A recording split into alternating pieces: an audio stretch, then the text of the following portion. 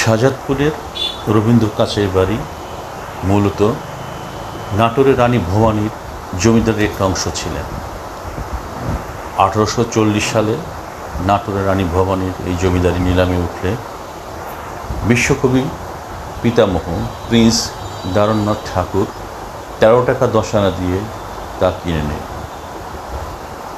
1890 সাল হতে 1897 সাল পর্যন্ত এই জমিদারি দেখাশোনার জন্য বিভিন্ন সময় কবিগুরু অবস্থান করতেন শাহজাদপুরের এই কাচারি বাড়িতে। এখানে বসে কবিগুরু রচনা করেছেন সোনার তরী, চৈতালি, ছোট গল্প, পোস্টমাস্টার, ছুটি, ক্ষুধিত পাষাণসহ অসংখ্য সাহিত্যকর্ম। এই রবীন্দ্র কাচারি বাড়ি ঘিরে রবীন্দ্র চর্চা হয়ে থাকে শাহজাদপুরে। প্রত্যেক বছর উৎসব মুখর পরিবেশে রবীন্দ্র জন্মজয়ন্তীর আয়োজন করেন জেলা প্রশাসক। 25 বৈশাখ সকালে জন্মজয়ন্তী শুরু হবে। ইতিমধ্যে আলোকসজ্জার কাজ শেষ হয়েছে। পাশাপাশি কাচারি বাড়ি ও অডিটোরিয়ামে পরিষ্কার পরিচ্ছন্ন কাজও শেষ হয়েছে। 3 দিন ব্যাপী অনুষ্ঠানমালায় থাকবে আলোচনা সভা, প্রবন্ধ পাঠ, আবৃত্তি, নৃত্য, সঙ্গীত, নাটক এবং গীতালোক্য। অনুষ্ঠানে শাহজাদপুর ও সিরাজগঞ্জ শিল্পীদের পাশাপাশি পরিবেশনা করবেন ঢাকা ও কলকাতার শিল্পীরা। সাংস্কৃতিক বিষয়ক মন্ত্রণালয়, প্রত্নতত্ত্ব অধিদপ্তর ও জেলা প্রশাসনের আয়োজনে জাতীয়ভাবে রবীন্দ্র কাচারি বাড়িতে কবিগুরুর 163তম জন্মজয়ন্তী পালনের সকল প্রস্তুতির শেষের দিকে।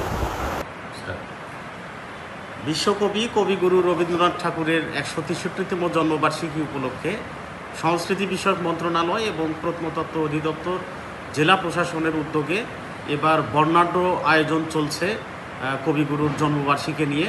শাহজাদপুরের প্রাণের উৎসব কবিগুরু রবীন্দ্রনাথ ঠাকুরের যে জন্মবার্ষিকী, এটি সফলভাবে এবং আনন্দ এবং উৎসাহ উদ্দীপনার মাধ্যমে শেষ করার জন্য আমরা নিরলসভাবে কাজ করছি।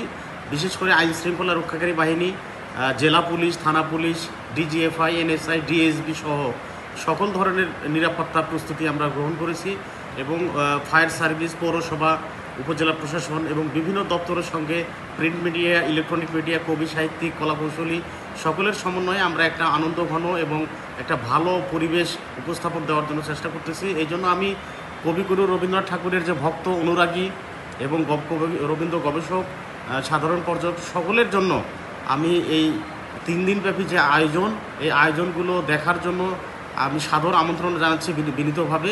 আর আমরা বিশেষ করে যে আলোকসজ্জা, জাদুঘর, মিলনায়তন, মিউজিয়াম এবং পাথওয়ে এবং বাগান, ঠাকুর কাছারি বাড়ি, পাশাপাশি টিকিট কাউন্টার এবং সব জায়গায় আমরা পরিষ্কার পরিচ্ছন্ন করে রাখছি, উপস্থাপনযোগ্য করে রাখছি এবং বিভিন্ন ধরনের অপ্রীতিকর ঘটনা যাতে অনাকাঙ্ক্ষিত ঘটনা যাতে ঘটতে না পারে, এই জন্য আমরা সজাগ রয়েছি। আশা করছি এই 3 দিনব্যাপী অনুষ্ঠান ভালোভাবেই শেষ হবে। এই জন্য আমরা সার্বিক প্রস্তুতি ইতিমধ্যে গ্রহণ করেছি। আশা করা যায় আগামীকাল সকাল 10টার মধ্যে উদ্বোধনী অনুষ্ঠানের মাধ্যমে এই যাত্রা শুরু হবে। 25শে বৈশাখ শুরু হয়ে রবীন্দ্র জন্মজয়ন্তী শেষ হবে 27শে বৈশাখ। রবীন্দ্র ভক্তদের পদচারণায় মুখরিত হবে রবীন্দ্র কাচারি বাড়ি, এই প্রত্যাশায় আয়োজকদের।